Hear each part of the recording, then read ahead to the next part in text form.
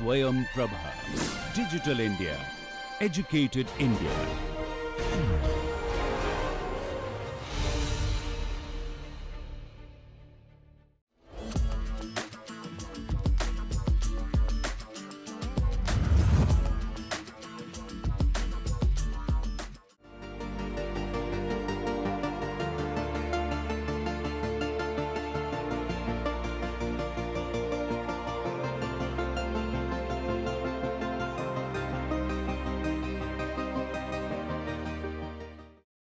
Om Asatoma Sadgamaya Tamsoma Jyotirgamaya Mrityorma Amritangamaya Om Shanti Shanti Shanti. Welcome friends, we are back with another podcast called Viksit Bharat, Safeguarding Intellect and Inventions. So with me today I have industry experts in the intellectual property domain. To my right I have Naneshwar Kamreji with over 28 years of experience in the industry. To my extreme right is Vasundhara Sankaran ma'am with over 16 years experience in the IP domain. To my left, I have Chirag Tanna sir, who is having an industry experience of over 15 odd years. And to my extreme left is Shri Parvez Kudroli ji with over 20 years of experience in the IP domain. So, India is going through a big shift in the intellectual property and IP, expertise enhancement. And there are various initiatives happening from the Baudik Sampada Bhavan. We have that in Vadala currently, and it is being headed by Professor Unnat Pandit sir. So, a lot of things will be discussed in this podcast, starting from the opportunities and the challenges, and how we as an ecosystem come together to address those and make India rank higher in the Global Innovation Index. So, to begin the session and the questions with the panelists, I would first like to congratulate you all and wish you a very happy World IP Day. I'll ask all of you to quickly introduce yourself, in say about 30 seconds. What has been your journey in this industry? What is your role in, the IP facility you are running, and how you are connected with the ecosystem?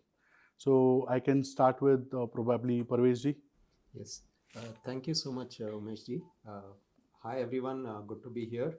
My name is Parvez Kudroli. I work with Khurana & Khurana and IIPRD. We are IP attorneys.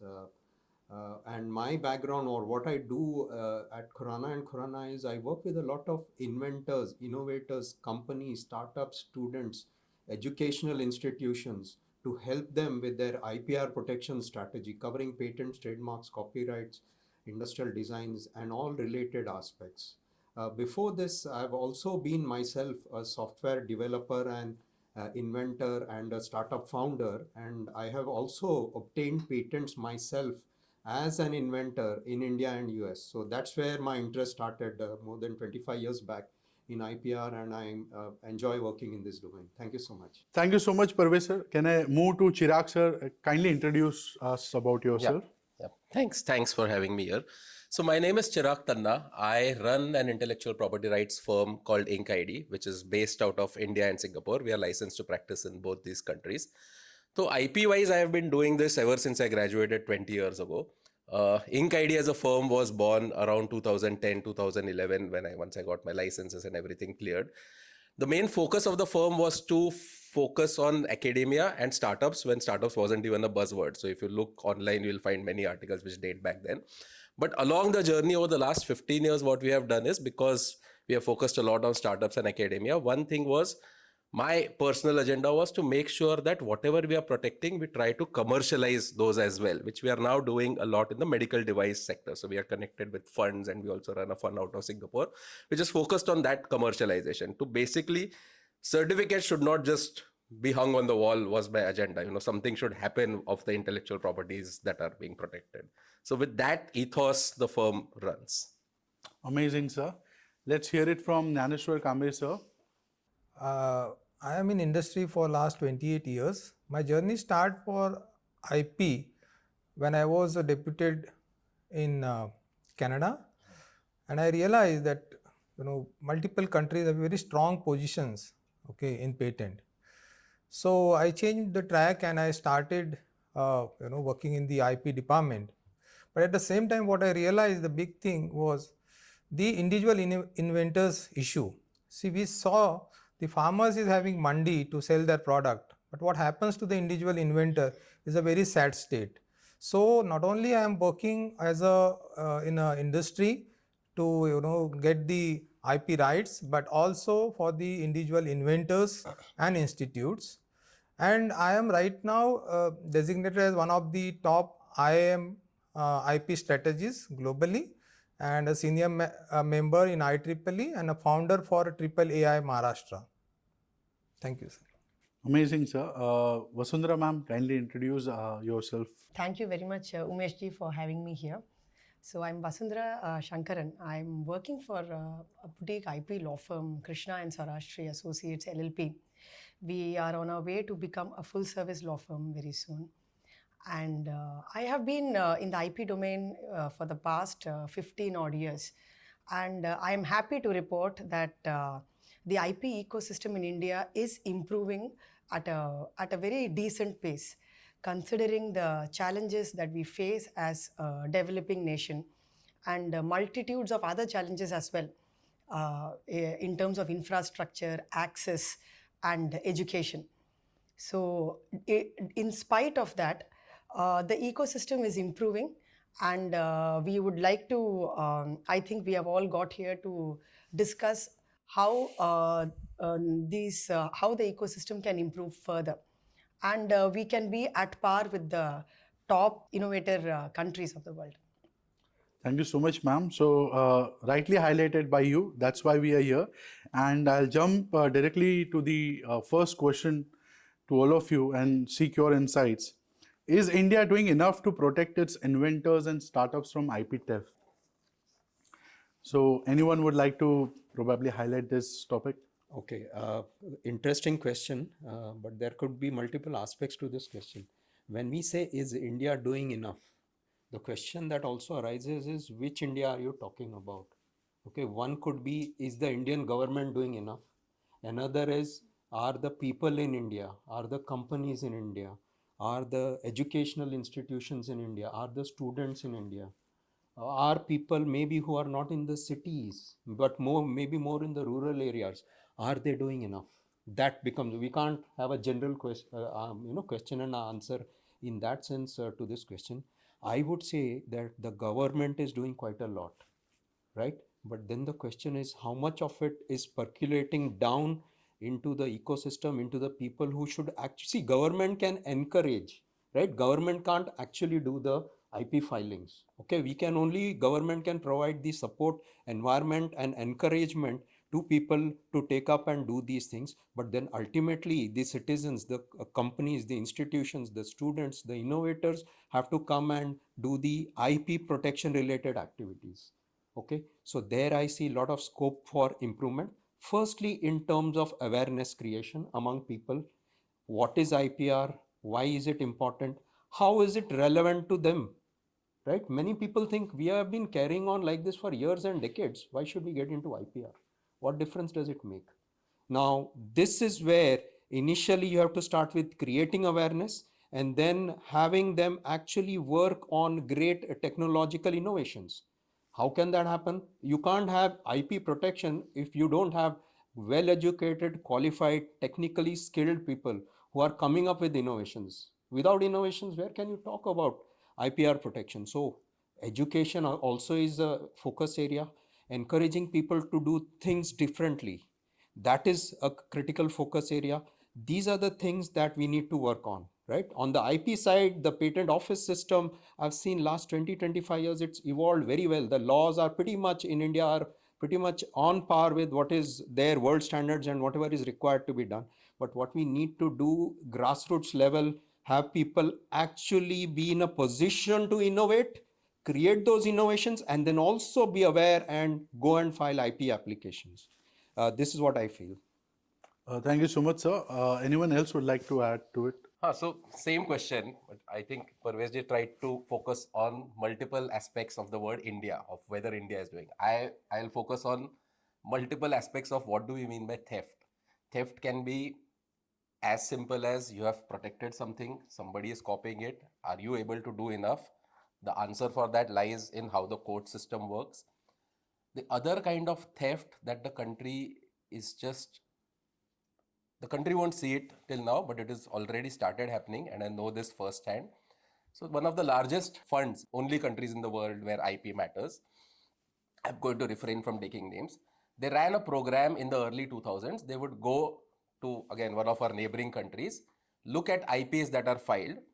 That country did not have the monies to file those IPs elsewhere, bought those right at peanut cost, protected them in their country, and then once infringement started happening in that country, they started enforcing it. But no money was given back to the original inventors of the IP because they had bought in those rights for IP.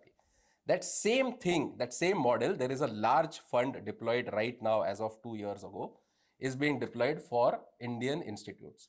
So this fund has already started and tied up with 3 of our premier institutes, where they have said that basically you don't have the monies to protect in the first world nations of the world. Give us the rights. We will sit on it. We will prosecute it in our countries. And once infringement starts happening in those jurisdictions, we will then capitalize on this. That is also an IP theft. Why? Because we are a developing nation. We don't have lakhs or thousands of dollars to protect in the US. Companies, large companies are the only companies who have, and maybe some MSMEs have those monies, but startups don't have those monies, universities don't have those monies. Right. That is already started happening. How are we going to protect that is the question. But that is one definition of that we need to look at. Right. So I brought this question up because if you know Louis Vuitton bag, the design on the Louis Vuitton comes from idol which is in Angkor Wat temple, and they have directly just taken, and it's connected to our roots, and they have just copied that same design from the Angkor Wat, and they're using it. So how does it work? And is there some processes over there which can make us eligible to say that no, this belongs to our identity, our roots, and you are just using it plainly, and being a big brand, right? So that was the thought process behind this question. But Naneshwar sir or Vasundhara ma'am, you would like to add to the same discussion? Well, with regard to what has been discussed, again, the question is a very open-ended question because we are at a very nascent stage of IP enforcement per se. It is not the word on the street is that the enforcement is insufficient. For trademarks, clearly it is insufficient. And obviously for patents, because patents are held at a higher standard because of the amount of finance involved in actually creating a patent kind of intellectual capital. Right. So we have a long way to go. So, and the enforcement has to be something which is easily accessible. Again, it comes back to the infrastructure that we have and also the awareness. If the awareness is less, then we are not going to understand the seriousness of the issue. And also because we have vast swathes of land, of the Indian landmass, where the people are completely unaware, and it is easy to, do your counterfeit products, use your trademarks anywhere and everywhere. So the only way I see it is that all are taken in this development of, the knowledge about IP. And now how can this happen? We have a very long way to go because we are essentially an agrarian economy. And wherever you see that the patents are actually enforced and used and seen in all seriousness, they are all knowledge-driven economies. So we have a gap to fill. Right. And we have to fill that gap so that these incidental issues, which are very critical in themselves, like that of enforcement, theft, they will be addressed in a timely manner. So we will have to again look at education, awareness, and the innovative spirit has to somehow be encouraged amongst the students and the educational institutes. Right. So I think there is already something happening on that lines about educating the people, like NEPAM scheme from the government, which is inviting IP attorneys in campuses and having sessions on IPR awareness. So those things are happening. But let's deep dive into it. What else we can do to make awareness available and accessible to all these strata, within the country? Like, because these NEPAM sessions happen only, I think, majorly in the academic institutions. Continue. So see, let me start with you, as you say, the spirit. Okay, so spirit of innovation is there historically in India. Okay, that's the like all the monuments and great structures you can see. So there is no dearth of spirit of innovation, and the ability to do innovate. It start at a very early stage. Okay. Now the thing is, when something start at a very early stage, are we doing and matching with our infrastructure or our process at that stage? I mean, like, somebody can innovate, okay, at school level also, because I will tell you there's something called as Mensa, which measure the IQ of a person. It says the IQ you want to measure, okay, it is good to have if you measure at the 8th standard. Okay, he has the best IQ level. So what does it mean is you have to have that kind of procedure started at the school level. Okay, because once you start and once the people understand IP, understanding IP as a procedure level is not a big thing. Okay, so you start there. Okay, and then they already have how to innovate. Now they know the procedures. Okay, then that will culminate. That will culminate in a moment. So what actually India right now need is there is at the very top level. Okay, government level, everything is done, procedures, everything is fine. Now we need a movement. We have to, convert our demographic advantage, okay, as an accelerator to innovate.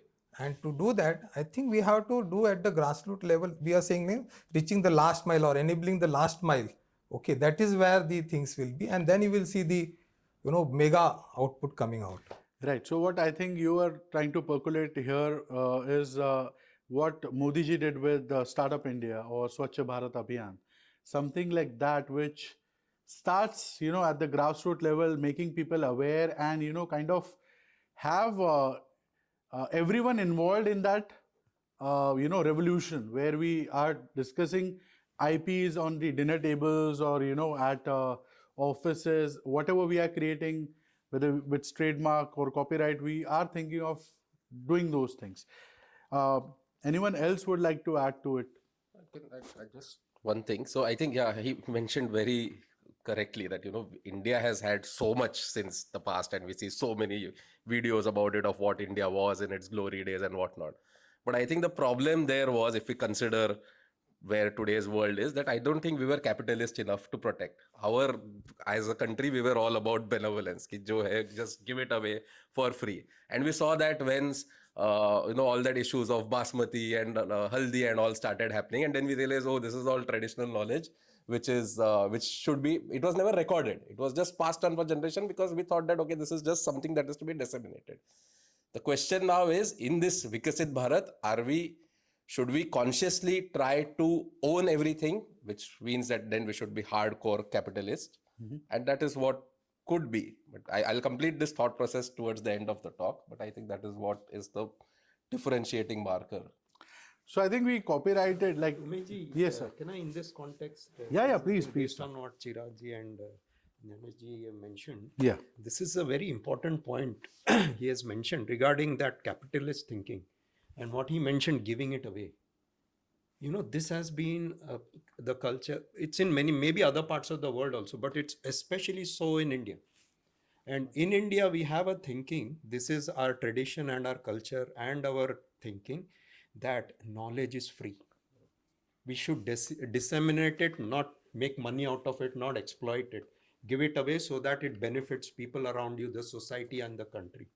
Now, this is what happens. This is where one of the reasons why IP rights are not protected. Because we do have the capability to create intellectual property, but then we don't protect it. One aspect of lack of awareness is we think, why protect this? Why should I or somebody else protect this? Now, the answer to that I'll give very briefly. This is one answer. Other people might have other answers to this. The reason why we should protect intellectual property and get the rights on that is, this intellectual property does not come for free. It takes time, effort, energy, application of mind, a proactive problem solving mentality for somebody to create valuable IP. It doesn't come free. And then it has value out there in the world. And other people, if you don't protect it, other people will use it, misuse it, exploit it, make money. And the people who are innovating and creating, struggling to do that, don't get anything. And imagine next time, do you think they'll go and innovate? This is the fundamental, one of the fundamental problems. Is also as part of awareness issue as well as cultural, thinking which has been there traditionally in our country. It's something that we need to look at. Right, sir. Right. So just to add to it, I was at Nehru Science Center last month. They were celebrating the National Science Day, and I partnered with them to organize a IP and technology transfer workshop. There's a girl student in the audience, and she was listening to our panel discussion, where we were discussing about IP and all. So she, after that panel discussion, she raised a question that I am an academic, I want to become a teacher, and I want everyone to get knowledge for free. And she was with this notion that I will not patent it. Why I should think of exactly the thought process, like, what you talked about, the mentality, the mindset which exists at the, lower age group people who are 8th standard, 9th standard, or maybe like, who are in schools. So the thing was, which we cumulatively told her was, you patent it, then give it for free. If you really want to do that kind of a charity, but at least make sure that it's kind of patented. India has some value created around it. It has a tag that, okay, this was invented in India. And I think that's what we did. Just to add to what Chirag sir mentioned, right? We gave things for free. Imagine, you remember Corona vaccine? Yeah, we have done that in recent time. Let's not talk about what we did in the past.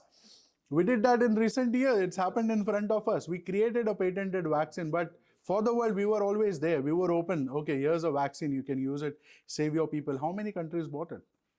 That's a different story. And as you rightly said, if I may just add, yes, sir. Even if you want it to be available free to other people, patent it, then give free, and then ensure the patent holder can ensure it's really freely available. Because if you don't, somebody else will patent things around it, and they'll create obstacles for others to use it. Secondly, your intellectual property cannot make a difference to your society and country on an economic level if there's no protection on it. Right. Just creating an invention means nothing. You have to bring it to market. And which company, which businessman, which person or entity is going to invest in it if there's no intellectual property right to protect? Because they are taking a risk, investing in that technology or that IP, setting up the whole, maybe it requires manufacturing, people, investment, materials, and they are taking the entire business risk. Now, if the business fails, they lose money. But even if it succeeds, other people start copying if you don't have IP right protection. So what's the point? Can things work economically in modern economies, countries, without IP protection? That's the question that we have to think about. Yeah, so let me bring a very interesting scenario over here. We heard on the capitalism, we heard on the IP related thing from sirs. So if you look at the US, okay, let's take a benchmark. So 35% of the GDP of US is driven by IP intensive industries. Okay. Wow. So okay, that leads to creation of jobs in manufacturing, software, in healthcare. Okay, now that's the benchmark. Now, if 35% of the GDP of US is driven by IP, so that is where we have to reach, and that is what it is already proven. Now, the only thing is we have to collaborate. Okay, because there are, it doesn't happen in silos, right? So to achieve that kind of roadmap or goal, okay, we have to just collaborate. I think that's the way forward. Right. So I'll ask another question around this same theme. Is that a lot of patents filed by academic institutions today are theoretical in nature. And that's where my role as an innovation center comes in, where we are looking at making them collaborate with industry partners so they can take those inventions into market and maybe commercialize or create a startup around it. That's a two-way journey they have, right? Either they can use that invention to create a startup, or they can commercialize or license it. Beyond this, I don't think so they have any other option with that, or they can keep it idle with them. So how do we because you talked about collaboration, there are few institutions I think which are doing well in taking the problem statements from the industry, building it on within their campuses, co-patenting, and then commercializing it. So what are your views on it? I believe you must have dealt with some of the IPs. I'm like Chirag sir, personally I know. Naneshwar sir, personally I know. You both deal with academic patents. You have been dealing with IIT Bombay for a while. So how is the journey? How do you look at the inventions? Which kind of faculties or students at what level approach you? And they look for collaborations, or they have already collaborated with some entity? And how is the journey towards commercialization? I think because you also highlighted that part as well, that you are also involved in some commercialization part of it. So in premier institutes, I think the policies are very well defined. They know what is happening in the world because they have the monies to go across the world, present their findings in conferences. So they know exactly who is doing at what level. So the challenge of inventive step, if it talk about patents, is very less there. So they are, whatever they produce is always world class. 10 years ago, if you would have asked me the question, I would have said this: okay, there's a ton of IP which is locked away in these premier institutes, thesis and all that, and professors are not interested. But as we saw right now also, you said you introduced us to 3 professors outside who are now getting into this thought process that, okay, it is okay to make money outside of their professional realm, outside of their teaching realm also, which means to start building that nexus of academia and industry. So in all the premier institutes, it's already happening. In other places, there have been government schemes where government has funded centers and IPs have been made out of it. And there have been few examples where there is something called as the last value of death. The last value of death is what happens inside labs is not acceptable by industry. There is a huge gap. What industry wants is a file which they will only duplicate. That last value of death was beautifully completed by one of the centers in IIT Bombay called BETIC in the biomedical space. That what they produced was a file that industry could take directly and just, they didn't have to convert from design drawings to industrial designs. They didn't have to do all those calculations, permutations, combinations. They were given a ready-made file with licenses, prototypes, all of these. And that is where I think government schemes right now, whatever Nidhi Praya's big grant, are also getting involved in that. When startups come to investors, de-risk all these things. Don't go to investors for licensing money and prototyping money and all those things. Mm-hmm. So that has started to happen at a very small layer of premier institutes. Mm-hmm. But I think there's a big gap. The next level of institutes that are there, they are still to scratch that surface of, okay, IPs are being generated. We can see papers and conferences all around, but what are you doing about it? Who is going to tie the nexus to industry? Is it going to be professors, heads of departments, students themselves, government, who? So I will add to this. So first and foremost, you have to look at it on the 2 angles. What is institute is responsible for? Institute is responsible for research. Okay. And what is industry represent? Applied science. Okay. So when we talk about the research, you mean you are going to use that thing, okay, after few years, not immediately. Mm-hmm. What industry is looking for? Applied right now. Mm-hmm. Okay. And what is talk about the value of death?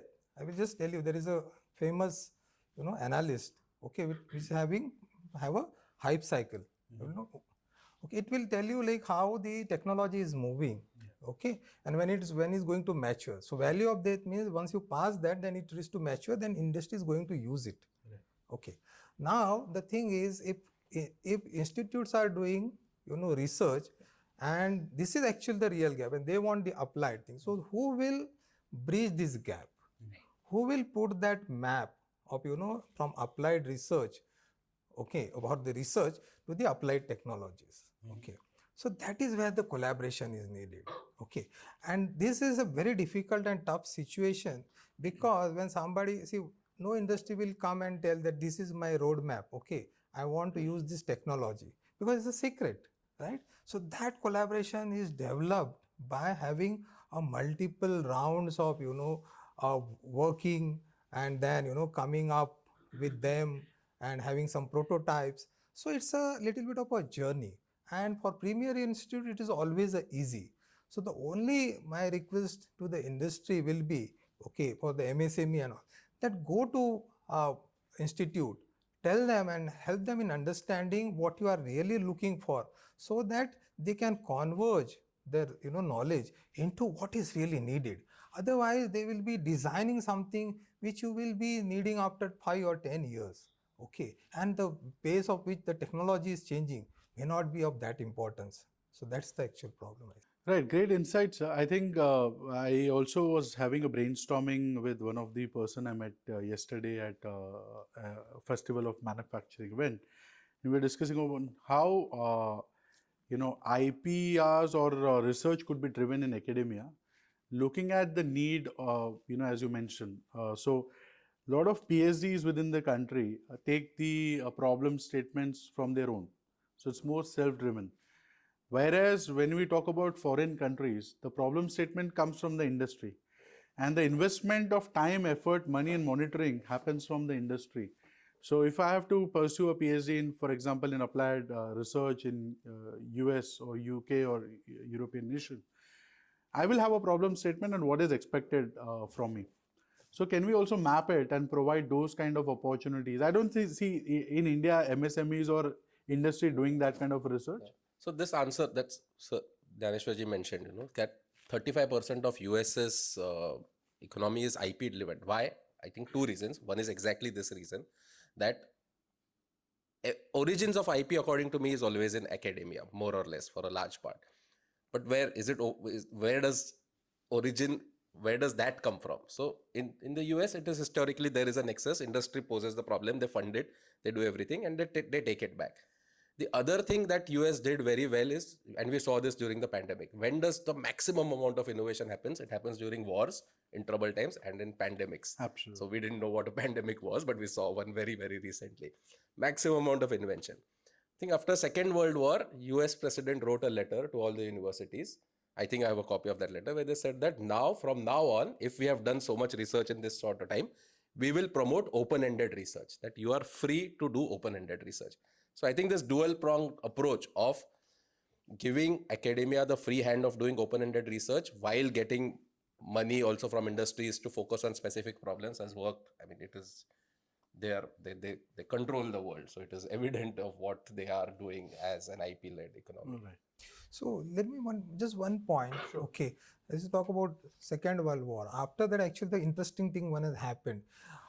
Actually, US has outsourced maximum number of German people. They have taken that operation is called paperclip operation. So paperclip is nothing but a resume. So they actually transported lots of scientists to US, and they started their program, okay, that space program. And if you read history, you will see before World War II there was nothing, no technology at all to that level. Okay, and this is the genesis of how the boost has happened. And now the another parallel I will give you with respect to the China. See, recently China is saying, okay, China is inviting all their prestigious top people, come to us, we will give you what you want. Okay, now actually what India need is something like bold statement, and we expect our beloved Modi sir will definitely give us, because that is what we need, something, a game changer, a big booster. Okay, that will, we have so many people abroad. Okay, we need that collaboration not only within India but from outside, and that's become a game changer, because now it's high time to do that. Right. I think 2 pointers over there. One, because China has been also monarchy, there was a push-driven approach for the patent and IPR. So I think 25 years back they started that processes exactly, and it was more on the lines where you either innovate or perish. So MSMEs were given that target. You either do process innovation, product innovation, market innovation, cost innovation, right? And they have been monitoring that, and based on that, whether they will continue the licenses or not were being decided upon.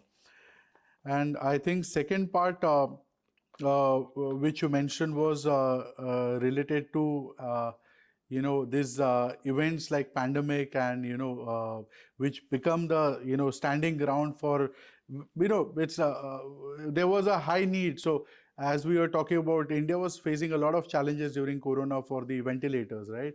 So I know a person who manufactured around 5,000 of those during Corona.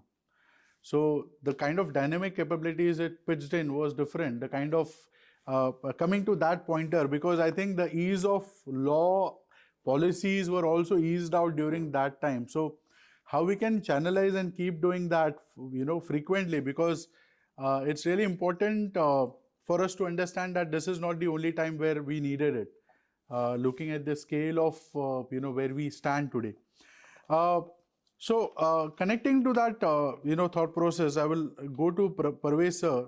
Can you highlight some aspect related to how we can expedite patent approvals?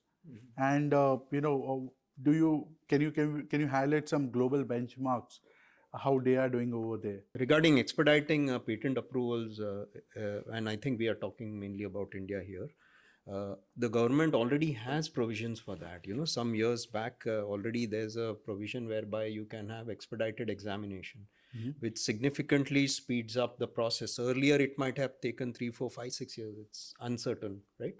Now, in about 1.5 to 2 years, if you go the expedited route, and a good number of categories of applicants can qualify for that through one or the other way, right? And the cost is not that high also, if you structure it rightly. Then you can expedite the processing and grant of the patent. In general, also in the Indian Patent Office system, compared to earlier, the speed has improved. Definitely, I've seen last 20, 25 years, whole system, and the speed and the quality of examination also has improved, which doesn't mean there's not much, there is a lot of further progress also to be done. You have to admit that. But all this has happened. Compared to many countries, our speed, I would say, is fairly okay, comparable, maybe a little slower. Now, there are certain countries which do very fast, maybe in a year. There are certain countries, fairly advanced countries, which might take 3, 4, 5 years, which is pretty much comparable to what happens in India. Now, I'm not sure whether you need to speed up this anymore, because there are certain reasons why for 18 months the application is not published, so that the innovators get time to work on it without that technology or the details of it being made public. So that is one reason why 1.5 years goes in that. Then, the moment you file a patent application and you have the filing receipt with the application number and the filing date specified, nobody can mess with that. And your worldwide priority rights are secured right then. It's not so critical to have the grant certificate urgently, as long as you're first in the queue. And that using that, you can go around, not just in India, but across the world, try to work it, see whether it's gaining traction, the invention itself. Okay, and then you may even, if it's not gaining traction, you don't even want a patent granted. You may not spend money on the later stages, because in India resources are limited. If you see that the technology after a year, 18 months is not gaining, or 2 years is not gaining traction either in India or in a foreign country, you may not even pursue the application, right? And this kind of timelines give you scope to do that. So instead of putting more money in that application or that technology, you may shut that down. Gaya, okay? No point wasting good money after bad, right? Go on to something else. So it's not like a one-sided thing, Khali, we have to speed up things. Okay, I think the system in India is quite okay, quite good. Okay, I don't see much point in speeding up. People who want to do have the option of doing that. Okay. Chirag sir, would you like to highlight? Because I think, the backdrop of this question is because now innovators don't have much time to innovate. Like if you're talking about engineers, then bringing the product in the market and then capitalizing on it, because we have seen the story of ChatGPT, then DeepSeek came, and now I don't know, there are 10 others in line, right? So how do you deal with this? Because as an inventor, there is a dilemma, right? Already mentioned, absolutely correct. The first 1.5 years is in our hands, which we always tell everyone around us who come to us, ki patent grant chahiye, patent grant say, file the patent, use the next 1 year judiciously. Because develop the product, see what the market is saying, use that full 1 year, don't come, file the complete specification, let the patent get to grant and all of this, we won't get. I said, no, that is a separate journey, file it, then use it to launch it into market and see what the market is saying. Use that judiciously. That's the term that I keep on repeatedly saying. Once you have feedback, once you know it's going to work, once you have investors, clients, whatever, then there are all the ways and means to accelerate this thing, because acceleration also means time. If you're going to file in 10 countries in it's going to cost you more than 20 lakh rupees, right? So who has that kind of money to invest in R&D? You finally want sales. So the processes are right. The processes are not a problem. Patent office last year cleared a massive backlog in one clean sweep, which is good. They have again gone down a little bit. That is another challenge. But so that is proceeding according to, we are not far behind. Earlier, it used to take 10 years, 7 years. My own patents from 2011 got granted in 2024. But that is okay. Chemistry patents, we are one of the fastest in the world. Even earlier, also 10 years ago, even now. Right? So before even we do foreign filings, we get an examination report and a grant in today's day and age within 18 months, even in a non-fast track board. This is normal examination. That way the processes are fine. So the thing is, there are two ways.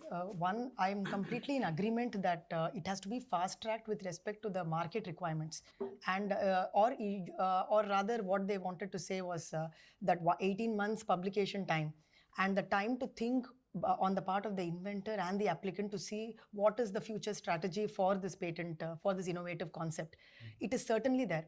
But we have to see from the perspective of our country, the profile of the kind of people who are becoming applicants. Some people are there who are in the industry, who have a connection with the industry, who have a good opportunity and a possibility of making it a product which can be introduced in the market. The other set of people, substantially from probably academia, they are not really looking at a marketable product. They are looking at other things, like, for example, improving their resume, improving their profile as a professor.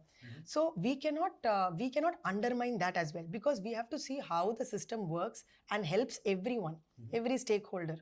So it is critical to see that for them, the speed is critical. It is important because they can't spend more time on it. They can't spend lots, and they may probably resign, or they may probably retire by the time their patent is granted without any beneficial effect for them. So it is not only the market, which is very critical with respect to the economy of the country, that we need the IP to actually reflect in the economy. It is also, it has a different set of people also who are being applicants. How NEPAM is trying to encourage class 8 to class 12 people, and also the other higher educational institutions that are being targeted by the Kapila scheme that you were mentioning about. So they are not looking at this, and we cannot force them to get into something which is very, very downstream. But to give them a good encouraging atmosphere, and to say that they can explore the system for their benefit as well. I think that is also a part of the. They are also part of this ecosystem. And to expect something more is also unfair, because we don't have the infrastructure. We are looking at the Kapila scheme itself is, I think, having facilitation centers, IP facilitation centers, where they are trying to empanel. They are trying to empanel these, those people who are extreme experts at technology transfer and IP commercialization and so on. So hopefully that should help these people to commercialize their IP. I would also like to say that there are some, under the Ministry of MSME, again there is a scheme, which is MSME Innovation Scheme. Yeah. They are also having this support for IP commercialization centers. Right. People should go there. The other set of people who are trying for IP, or who may have any benefit from IP, apart from the students, this MSME kind of people. So they can go there and actually see how the commercialization can actually take place. And because it looks like they have a lot of grant, and they can utilize it fruitfully, maybe. True. Let me add a few numbers to what Chirag and we are talking. Yeah. Okay, so in 2023-24, okay, Patent Office was able to create 1 lakh patent grants. Yeah. That's the first thing. But another major step they did was they have recruited 500 examiners. Yeah. That's another big investment. Yeah. From the women empowerment point of view, they have the TIPAC, okay, where they are actually training the women. So we need both, like balance. So that is another thing, which is scientist scheme. Okay, so that is also come. Now let's go to the next point of having that 18 months. So that's a very crucial point. So, and we are now talking only from the patent perspective, but now we have to little bit switch on the trade secret. Yeah. So once you file the patent, you have actually disclosed, but it is not disclosed to the world. It is disclosed to the patent office. Right. Now, what in 18 months you have to think, do I really need to disclose it to the world, or can I manage without disclosing it? So that's a crucial thing. How if I don't disclose it to the world and take back my patent and use it as a trade secret, okay, then that's it. You run, you run the show. So that is where the important dynamics lies in that 18 months. Okay, the third thing, point of commercialization. Okay, it's a very big topic, but I will just give a thing. So we always, now we have to look it from not only commercialize within India. When we talk about industry, academic collaboration, we should not think on like Indian institute, Indian company. It means it's a global collaboration. Okay. Now, what does it mean is we have so many neighboring countries, African countries. Okay, can we collaborate with them? Right. Okay, because when we have an equal level field, the acceptability level is more. Okay, the discussion can go. There will not be a pressure like looking for something like we are big, then how you are telling us. So that we have to explore the different dimensions. Right. Regarding what he said, the 18 months, to add to that, one of the aspects that is important for applicants is during that period, especially if we are talking about startups and smaller companies, you don't want potential competitors to know what's been filed and what we are working with constrained resources. Right. Right? We don't want competitors to know first day, oh, this small company has filed this thing. Right. Imagine how they are going to develop and they are going to oppose the application and they are going to launch it in the market before this patent gets granted also. Absolutely. Right? That's one of the concerns. Right. Also, I would like to say regarding this aspect, what ma'am mentioned about who uses the patent system for them, how it's relevant, As you mentioned, for some people, students and faculty in institutions, it's important for them to file. Earlier, people would get credit for even filing patent applications. Yeah. Now, everybody is wisened up, government and the institutions have wisened up. Okay, you need to get granted patents. So in that sense, you might say it is important to get it processed and granted fast. But if you look at it, really, is that the reason why patent system is there? Not really, right? This is maybe what we are talking is maybe get a research paper published, that kind of thing. There's nothing wrong in having this approach, it's not illegal also. But the question is that really why the patent system is there? Because one of the things we have seen with students, with faculty and all, because there are reasons why, they need to show to certifying authorities, government, this institution, students, I might want in my profile and all that, they file applications. But the question is what's there inside the application? Right. Right? Even in general, 95 or more % don't even have proper subject matter when applications are filed. And with these kind of things, when their purpose is something else, imagine what kind of content or innovation is there. These applications are filed just for the sake of filing it. And what do you expect to come out of it in future? You are absolutely right. So I was reading about that Kapila scheme, and it looks like there is a committee, a mandatory committee that needs to be formed by the institute, the higher education institute, that proposes to use this scheme to reimburse on the filing fees and so on, basically to encourage the people to come and file. So the committee is supposed to be peopled by patent experts and commercialization experts, or people who are completely relevant to the IP domain. So the ideation part, where you see that the subject matter, whether it is useful or not, they are supposed to be a filter there. They are supposed to vet the applications and only allow those kind of applications which are green light those kind of applications which are of any use, which are of any value in the near future. I hope this works, and I hope more and more people are able to use this. However, as it has been seen, there are thousands of institutes across India, and it is difficult to envisage that everyone has a very sincere and a very forward-looking committee which is being made, and they pass on the right applications for this for the scheme. We are trying to understand how the government is helping and how the innovators can be helped by the government in a favorable manner, which is using the IP system well as well as being beneficial on both sides. So the committee has to work correctly. Yes, setting up that kind of committee is very important. That to extent will take care. But the question is how many people will, how many institutes will actually set this up and do. Now they all have IPR cells, sir. Just for your. But it has to go through that system. Yeah. And the other thing is, people who are filing such applications, they are using the resources of the system for nothing really much underlying. So there might be valuable resources getting sort of, I don't want to use the word wasted. True. Because like everybody has a right to file, but Could be used could have for a better filed by use. people who, because government is providing these schemes, including the startup scheme. Yeah. So people file, including companies, startup companies, file all kinds of applications, and really nothing much is going to come out of it. Right. And it is encouraging poor quality things just for filing for the heck of it. And you are using government resources, you are using patent attorney resources in the process. Now, to some extent, this is not just in students and in institutions, educational or research institutes. Sometimes companies also file, just to show numbers, right? Yeah. And you know what pitfall can be there? One of the pitfalls that I've actually seen. Going forward in the future, after a few years, they forget what they have filed. And then they say, we have filed so many patent applications, so many are pending, so many are granted. Then the opposite party, either it could be an investor or a potential partner who wants to collaborate with them, or somebody who wants to look, they'll say, okay, can you get a due diligence done for your patent portfolio? And when you go through that, the results come out, may not be, they are very, very unflattering. Right?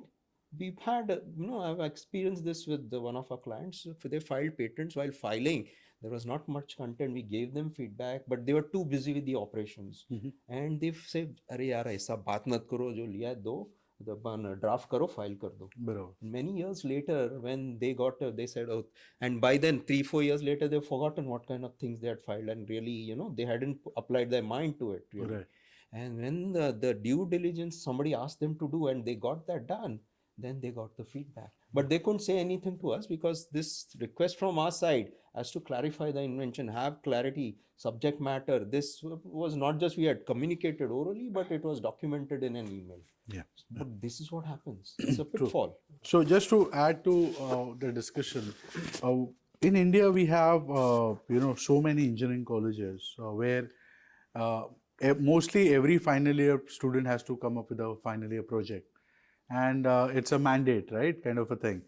Now, many of the students also think of commercializing it or building a startup around it. But I have been always going to these institutions within my region and saying that please have an IP expert for the visit during these exhibits. Why? Because the faculties are also not aware what can be patented. I'll give an example. I was at Nashik KK Wagh Institute of Engineering, and they had built 2 electric vehicles, 2 EV bikes. Now, my first question was what they have patented or any patent filed in that. And the students were literally not aware about it. So I just told them go on Ola's website and see what things they have patented in Ola. So very next month when I was there in Nashik, a girl student from that team came running to me and she is like, sir, we got 6 ideas which can be patented in that and we are going ahead. So imagine from 1 EV, 1 college, 1 project, we have this number.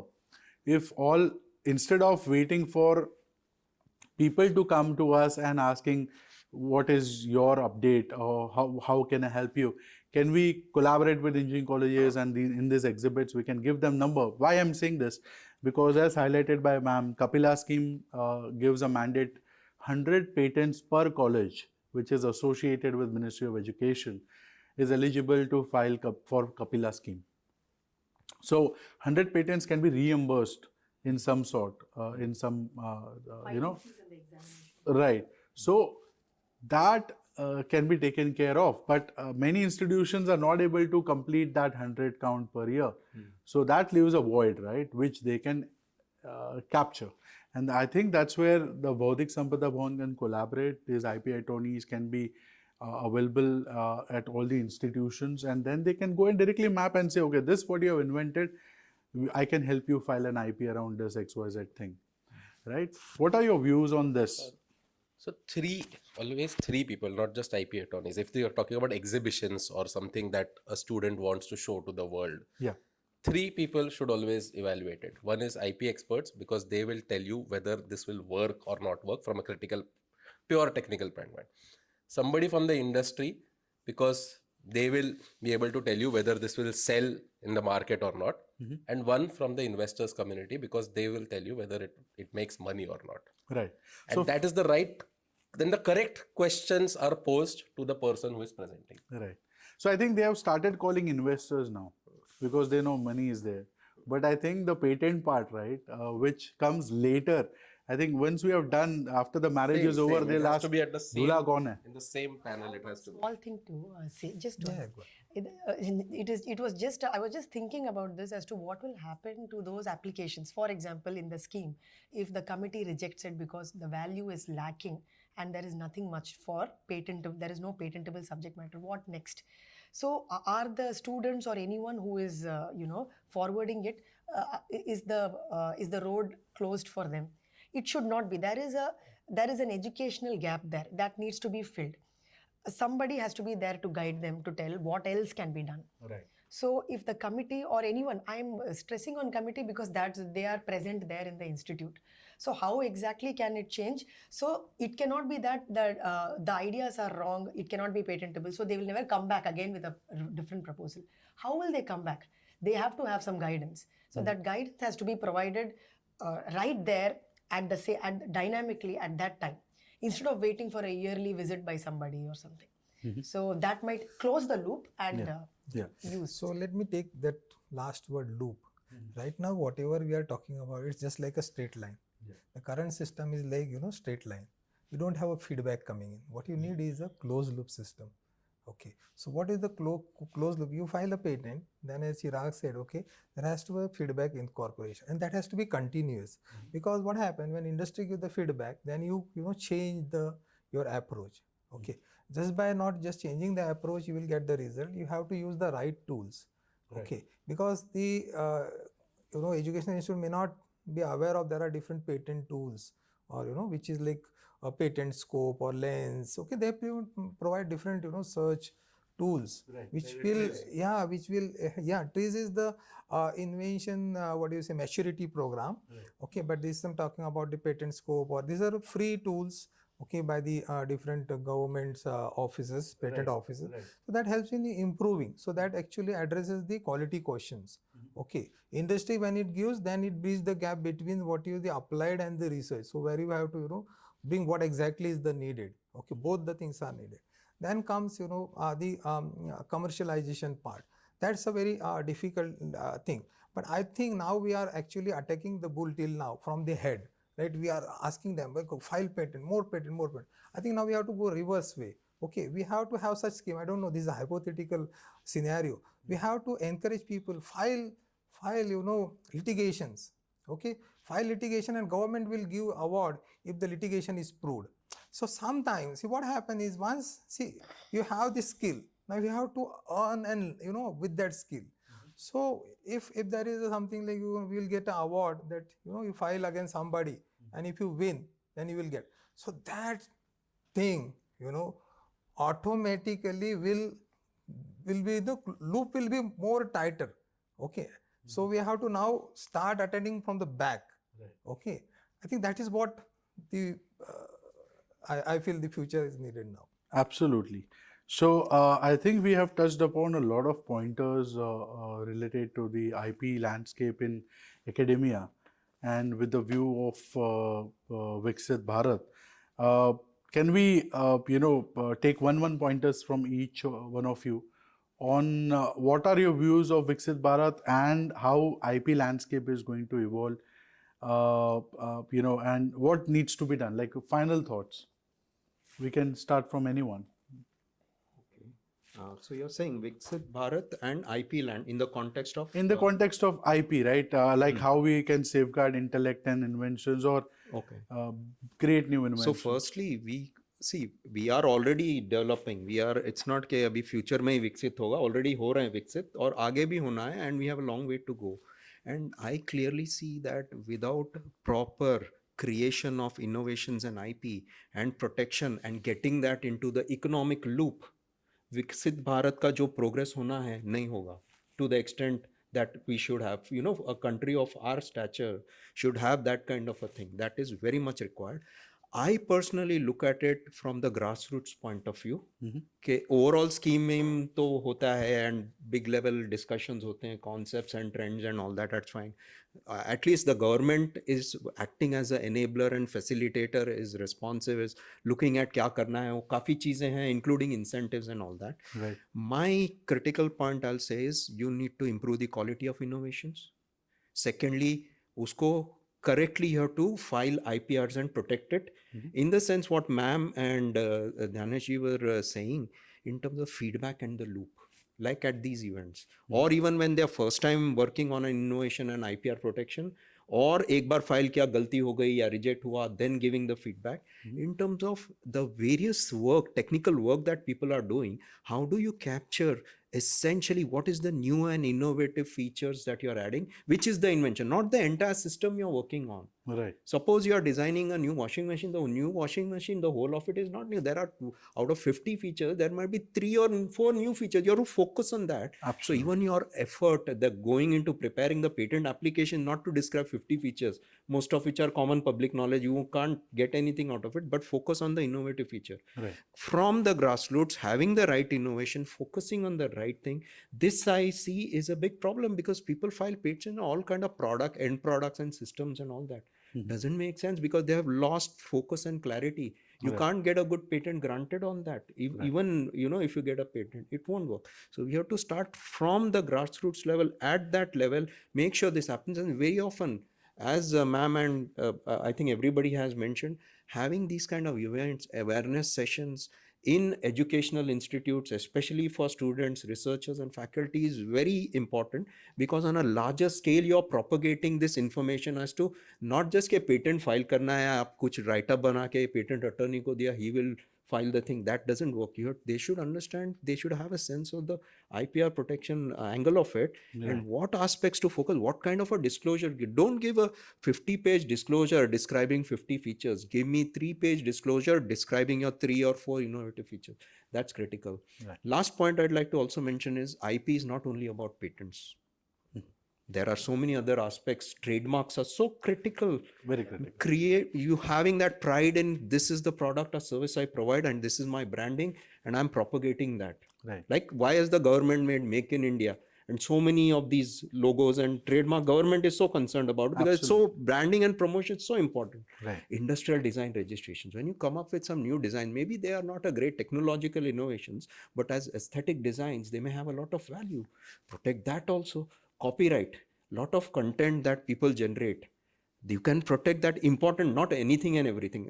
When it comes to IPR, I won't say to everybody, okay, go and rush and file this patent, trademark, copyright, because it's resources intensive. Right. It takes your time, effort and money. So you have to be selective, but make sure it's not only about IPR, is not only about patents. Right. So many different geographical indications is so critical. Absolutely. It's a group kind of IP which government has very successfully now promoted. Exactly, you mentioned, and in arts colleges, right, we cannot have patents coming. We can have only copyrights only, right? You know, so that's a great thought. Chirag sir. So finally, I think this is the conclusion. So 3 quick points. One is obviously IP is not just patents, while we have been talking for the last 1 hour only about patents. Trademarks, look at trademarks, and these are all indicators of whether we are a Viksit Bharat or not. During COVID, the trademark series, if you see, we were in the 35 lakh number. Today, we are almost reaching 70 lakhs. So in 4 years, we have doubled the number of trademarks. What does that tell you as a country? That there is enormous amount of movement happening in people building new brands, building new businesses. That reflects on, most of them could be fast moving consumer goods, and it is. We see a lot of things that are happening in the D2C space in India. But it tells you of, are we on track to become a $1 trillion economy or not by 2047? That is a marker of Viksit Bharat. Second point is, I am 40 years old. So throughout my life, I have heard that we are a developing economy. And always I have questioned this, okay, when will we become a developed country? But we are at a stage now where we have started litigating and started becoming contentious about IP, ethereal things we can't see, but have value. Things we can't measure, touch, but have value, which is what the West or first world countries have done. So now that we have started protecting them, going beyond protecting, commercializing, enforcing, if we start doing that, I'm not saying we are doing that, but if we start doing that correctly, then the people who are pointing fingers at us and saying that your laws are wrong, your section 3D is wrong, your section 3 is wrong, will stop talking about it once we show that how enforcement happens in this country. That is a marker of what we should achieve in the next 25 years. That is what in the world of IP Viksit Bharat mean. And the third thing about feedback that sir mentioned, start mapping everything. I have been telling this even, when MSINS was formed, we were a part of that panel. We told them, map, monies are going into schemes. Are you mapping how many startups are being built, how many jobs those startups are producing, how many IPs those startups are producing, and what is happening? Because that is the one way to complete the loop if you are able to track, and that will give you an indication of where the country is headed, who is buying, who is selling, what is being produced. Yeah. Great pointers, sir. Naneshwar sir, over to you. Yeah, so first and foremost, we have to celebrate that, with the government effort and everybody's effort. Now everybody knows something like what is the patent means, or what is intellectual property means. So at least we have achieved definitely that level, and now the people know the process. Okay, now regarding like how do we reach to so many people? So we have to definitely use the internet. Let me tell you, you don't need to find, for everything a teacher. Internet is a great teacher. If people use it in a rightful manner, okay, they will get all the answers on the YouTube and different, websites. Okay, now coming and having said that, now we have to move on the value chain, right? So we know the thing, now we have to commercialize the thing. So what we are actually, when you talk on the commercialized perspective, first we have to congratulate again the government that they have come up with the recent law in 2023 in the Indian Patent Act. They have introduced a section, 122, 112A, now which, Comptroller General can appoint a person, and he can prosecute and take the actions. So that is a litigation perspective, they've already has given. Now the people have to become conscious, and as I said, start demanding the rights. That is this whatever I have spent. This is not free you to catch. They have to make some effort and file cases. Right. There is no other alternative. Unless and until you stand up for yourself, nobody is going to put money in your pocket. So they have to stand up for their rights, and for that probably they may need to, if you are not alone, you may have to form a cooperative. At the way. Another interesting part right now we will see, because of the Gen AI, we have not discussed this. I touch on the Gen AI part. Yes. The majority will be facing the people who are in the arts, basically skills.